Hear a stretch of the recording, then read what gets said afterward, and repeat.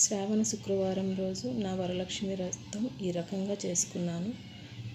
తెల్లవారుజామునే లేచి ఇల్లంతా శుభ్రం చేసుకొని వాకిట్లో ముగ్గు పెట్టుకొని తలార స్నానం చేసి అమ్మవారిని కొత్త చీరతో నగలతో పూలతో అలంకరించుకున్నాను. తర్వాత అమ్మవారికి ఇష్టమైన నైవేద్యాలన్నీ చేసి అమ్మవారి దగ్గర కూర్చొని భక్తి శ్రద్ధలతో నేను నా కుటుంబం పూజ చేసుకున్నాము. ఒక ముత్తైదువుని పిలిచి చేసిన నైవేద్యాలన్నీ పెట్టి ఆమె దగ్గర ఆశీర్వాదం తీసుకొని ఆమె తిన్న తర్వాత మాత్రమే నేను భోజనం చేశాను.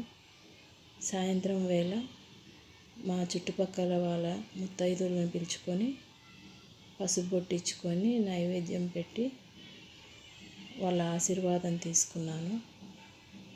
ఈ వరలక్ష్మి వ్రతం ఈ రకంగా చేసుకున్నాను. మీరు ఎలా చేసుకున్నారో చెప్పగలరు?